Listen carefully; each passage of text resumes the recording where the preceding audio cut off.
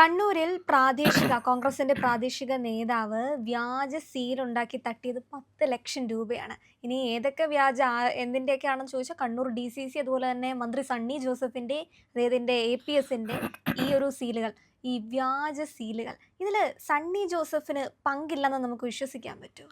സണ്ണി ജോസഫ് അതിൻ്റെ പേരിൽ പങ്കുണ്ടാവാൻ സാധ്യതയുണ്ട്. കാരണം അദ്ദേഹം മന്ത്രിസഭയിൽ കയറിയിട്ട് ഉടനെ തന്നെ തൻ്റെ അളിയനെ പ്രൈവറ്റ് സെക്രട്ടറി ആയിട്ടുള്ള ആ പ്രൈവറ്റ് ഇതിനകത്ത് വെച്ച ആളാണ്. അപ്പോൾ അദ്ദേഹം ഒരു സത്യസന്ധനാണെന്ന് എനിക്ക് ഒരിക്കലും തോന്നിയിട്ടില്ല. KPCC പ്രസിഡന്റായിരുന്ന് ഒരു സാധു ലക്ഷണങ്ങളൊക്കെ തോന്നാറുണ്ട്. അതേ സമയത്ത് പൂർണ്ണമായിട്ട് ആളുകളെ വഞ്ചിക്കുന്ന കാര്യത്തിൽ മടിയുണ്ടാവില്ല. ഇപ്പം നല്ല ഉദാഹരണം, അദ്ദേഹം കേരളത്തിൽ മുഖ്യമന്ത്രി ആരാന്ന് ചോദിച്ച സമയത്ത് പുള്ളി നാട്ടുകാരൊക്കെ പറഞ്ഞത് VD സതീശനാന്നാണ് പറഞ്ഞിരുന്നത്. അത് കഴിഞ്ഞിട്ട് പുള്ളി അവിടെ ചെന്ന് വോട്ട് ചെയ്ത് പുള്ളി KC വേണുഗോപാലിനാണ്. എന്ന് വെച്ചാൽ അരി എത്രയാന്ന് ചോദിച്ചാൽ പയറഞ്ഞാഴി എന്ന് പറയുന്ന കാര്യത്തിൽ വളരെ മിടുക്കനാണെന്ന് അർത്ഥം KC ജോസഫ്. അപ്പം അങ്ങനെയുള്ള KC ജോസഫിന്റെ പേരിൽ, സണ്ണി ജോസഫ് സണ്ണി ജോസഫിന്റെ പേരിൽ ഈ തരത്തിലൊരു പണ തട്ടിപ്പുകൾ നടന്നിട്ടുണ്ടെങ്കിൽ അതിനകത്ത് എനിക്ക് അവരെ കുറ്റപ്പെടുത്താൻ സാധ്യമല്ല. അങ്ങനെ ഉണ്ടാവാൻ സാധ്യതയുണ്ട്. കാരണം സണ്ണി ഉം. ജോസഫ് ഇതിനെ വഴിവെച്ച് കൊടുക്കാനായിട്ടുള്ള എല്ലാ സാധ്യതകളും ഉണ്ട്. ഇന്നിപ്പോൾ വരുന്നത് അദ്ദേഹത്തിന്റെ അഡീഷണൽ പ്രൈവറ്റ് സെക്രട്ടറിയുടെ പേരിൽ അഡീഷണൽ അതെ. പ്രൈവറ്റ് സെക്രട്ടറി പേര് ഇതിനകത്ത് വന്നിട്ടുണ്ട്. ഉം. അതേപോലെ തന്നെ അദ്ദേഹത്തിന്റെ വേറെ ആരുടെയൊക്കെ പേരുകൾ, മന്ത്രിയുടെ പേര് വന്നിട്ടുണ്ട്. കണ്ണൂർ ഡി സി DCCയും അതുപോലെ തന്നെ മന്ത്രിയുടെ പേരും APSന്റെയും 3 സീലുകളാണ് ഈ കക്കാട് അവിടെയുള്ള മണ്ഡലം പ്രവർത്തകനാണ് അദ്ദേഹം. മണ്ഡലത്തിന്റെ പ്രസിഡന്റ് മറ്റാണ് അയാള്. മണ്ഡലം മണ്ഡലം പ്രസിഡന്റാണ്. പ്രസിഡന്റ് ഇത്തരത്തിൽ പണപ്പിരിവ് നടത്തുന്നു. ഏകദേശം 10-30 പേരെ കണ്ട് പുള്ളി ഭരിച്ചിട്ടുണ്ട്. കുറെ പേര് കോർപ്പറേഷനിൽ ജോലി കൊടുക്കാന്നും ആ പറഞ്ഞാണ്. കോർപ്പറേഷനിൽ, കാരണം കോർപ്പറേഷൻ ഇപ്പോഴുടെ മറ്റേ അച്ഛൻ്റെ ആണല്ലോ. അതിന്റെ പേരിൽ പുള്ളിക്ക് ജോലി കൊടുക്കാൻ പറ്റും. കാരണം കോൺഗ്രസ്സുകാർ ഇത്തരത്തിൽ ചില തെറ്റായിട്ടുള്ള ധാരണ വരുത്തിയിട്ടുണ്ട്. അവർക്ക് അഴിമതി നടത്താനായിട്ടുള്ളതാണ് ഭരണം. അതുകൊണ്ടാണ് KM ഷാ മറ്റേ മന്ത്രി, മുസ്ലിം ലീഗിന്റെ മന്ത്രിയാവുന്നതിന് മുമ്പായിട്ട് ഷാജി അയാളുടെ വലിയ പ്രസ്താവന അതാണ്, ഞങ്ങൾ 10 കൊല്ലം പുറത്തായിരുന്നു എന്നാണ്. 10 കൊല്ലം പുറത്തു നിന്നതിന്റെ പേരിൽ ഇപ്പൊ ഞങ്ങൾ തിരിച്ചു വരുന്നത് അഴിമതി നടത്താൻ വേണ്ടിയിട്ടാണെന്നുള്ളതാണ് ഇവർ പരസ്യമായിട്ടുള്ള പ്രഖ്യാപന. ഇത് ഉം. കോൺഗ്രസിനെ സംബന്ധിച്ചൊരു പുതിയ വാർത്തയല്ല. കോൺഗ്രസിന്റെ ആദ്യകാലത്ത് നേതാക്കന്മാരായിരിക്കുന്ന ആളുകൾ, പണ്ഡിറ്റ് ജവഹർലാൽ നെഹ്റു കഴിഞ്ഞിട്ട് അദ്ദേഹത്തിന്റെ മകള് പ്രധാനമന്ത്രിയായി, ഇന്ദിരാഗാന്ധി. 1974-75 സമയത്ത് അവര് ഇന്ത്യൻ പ്രധാനമന്ത്രി ആയിരിക്കുന്ന സമയത്താണ് ബാങ്കിലേക്ക് വിളിച്ചിട്ടാണ് ക്യാഷ് വിഡ്രോ ചെയ്യുന്നത്. ആ ഉം. കാലത്ത് 60 ലക്ഷം രൂപയാണ്. ഈ 60 ലക്ഷം രൂപ വിഡ്രോ ചെയ്യുന്നത് ഇന്ദിരാഗാന്ധിയുടെ ശബ്ദത്തില്, അവരുടെ പ്രൈവറ്റ് സെക്രട്ടറിയുടെ ശബ്ദത്തില്, PN ഹക്സറാണ് പ്രൈവറ്റ് സെക്രട്ടറി. ആ ഹക്സറിന്റെയൊക്കെ ശബ്ദത്തില് ഒരു നാഗർവാല എന്ന് പറയുന്ന ഒരാള് ടെലിഫോൺ ചെയ്ത് ബാങ്കിൽ നിന്ന് പണം വിഡ്രോ ചെയ്തു. ആ പണം എവിടേക്കാണ് പോയത്? പണം പോയത് ഉം. കൃത്യമായിട്ട് പാർട്ടി ഓഫീസിലേക്കാണ്, ഈ ഇന്ദിരാഗാന്ധിയുടെ ഓഫീസിലേക്കാണ് പോയത്. സമാനമായിട്ടുള്ള ഇതിലും അത് തന്നെയാണ്. ഇതിനകത്തും ഏത് ഓഫീസിലേക്കാണ് പണം പോയെന്നുള്ളത് അന്വേഷിക്കേണ്ടതാണ്. അത് ഈ പറയുന്ന സണ്ണി ജോസഫിന്റെ ഓഫീസിലേക്കാണോ? ഓഫീസിലേക്കാണെങ്കിൽ അത്ഭുതത്തിന് അവകാശമില്ല. കാരണം അദ്ദേഹത്തിന്റെ പ്രവർത്തനങ്ങൾ മുഴുവൻ ആ നിലക്കാണ്.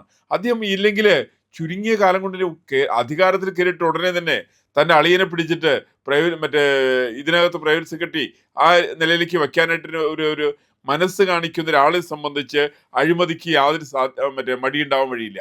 ഈ നാഗർവാലയുടെ കേസിലേക്ക് വന്നിട്ട് വേറെ സംഭവം കൂടി ഉണ്ടായിരുന്നു. നാഗർവാല അങ്ങനെ പണം വിഡ്രോ ചെയ്യുന്നു.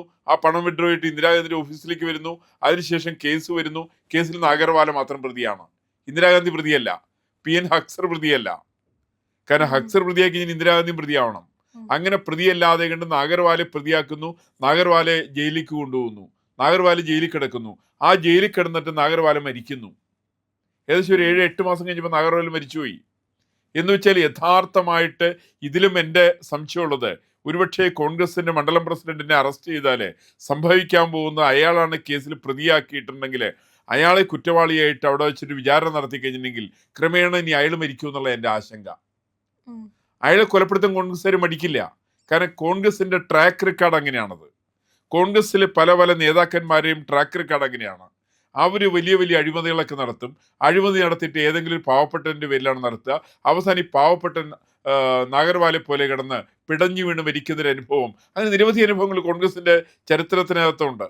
കോൺഗ്രസിന്റെ പല നേതാക്കന്മാർ ഇത്തരത്തിൽ അഴിമതി നടത്തിയിട്ടുള്ളവരാണ്. ഇപ്പൊ നമുക്കറിയാലോ, രാഹുൽ മാങ്കൂട്ടത്തില് യൂത്ത് കോൺഗ്രസിന്റെ സംസ്ഥാന അധ്യക്ഷനായി. അയാൾ എങ്ങനെയാണ് യൂത്ത് കോൺഗ്രസിന്റെ സംസ്ഥാന അധ്യക്ഷനായത്? അയാൾ സ്വന്തമായിട്ട് മറ്റേ അവര് കോൺഗ്രസിന്റെ തെരഞ്ഞെടുപ്പ് ഇത് ഉണ്ടാക്കുക, ആളുകളുടെ ലിസ്റ്റൊക്കെ അയാൾ ഉണ്ടാക്കുക. ആ ലിസ്റ്റ് വെച്ചിട്ട് അവരെ കൊണ്ടൊക്കെ അയാൾ വോട്ട് ചെയ്യിക്കുക. അയാൾ ഇലക്ഷനിൽ ജയിക്കുക. അയാൾ യൂത്ത് കോൺഗ്രസിന്റെ സംസ്ഥാന അധ്യക്ഷനാവുക. ഇത് ഈ പാർട്ടിയുടെ സ്വഭാവമാണ്. ഈ ഉം. പാർട്ടിക്കകത്ത് ഇത്തരം കൊള്ളരുതായ്മകൾ കാണിക്കുന്നത്, വിവരക്കേടുകൾ കാണിക്കുന്നത്, ജനവിരുദ്ധമായിട്ടുള്ള പരിപാടികൾ കാണിക്കുന്നത്, ജനാധിപത്യ വിരുദ്ധമായിട്ടുള്ള പരിപാടികൾ കാണിക്കുന്നത് ഈ പാർട്ടിക്കൊരു വാർത്തയല്ല. ഈ പാർട്ടിക്കകത്ത് സംഭവിക്കും. ഇതിനെ അംഗീകരിക്കുന്നവരാണ് കോൺഗ്രസ്സുകാരേറെയും. ഇതിന് തള്ളിപ്പറയാൻ കോൺഗ്രസ് നേതൃത്വം തയ്യാറാവോ? കൃത്യമായിട്ടുള്ള അന്വേഷണം നടക്കട്ടെ. അന്വേഷണം നടക്കുന്ന സമയത്ത് സണ്ണി ജോസഫിന്റെ പങ്കിനെ കുറിച്ച് അന്വേഷിക്കണം. അത് പങ്കുണ്ടാവാതിരിക്കാൻ തരവില്ല. കേവലം മണ്ഡലം പ്രസിഡന്റിന് ഉണ്ടാവുന്ന ബോധോദയം മാത്രമൊന്നുമല്ല, ഓരോ തൊഴിൽ രഹിതരായിരിക്കുന്ന ആളുകളിൽ നിന്ന് വാങ്ങിച്ചിരിക്കുന്നത് 2 ലക്ഷം രൂപ വെച്ചിട്ടാണ് വാങ്ങിച്ചിരിക്കുന്നത്.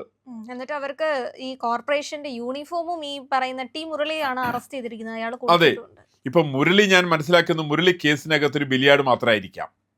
യഥാർത്ഥമായിട്ട് കേസുമായിട്ട് ബന്ധപ്പെട്ട ആളുകൾ, അത് മാത്രമല്ല തുക ഇത് തന്നെയാണോന്നുള്ളത് എനിക്ക് ബലമായ സംശയമുണ്ട്. ഇതിനൊക്കെ കോടികൾ ഉണ്ടാവാം, നിരവധി ആളുകളോട് വാങ്ങിച്ചിട്ടുണ്ടാവാം, പലരും പണം കൊടുക്കാം.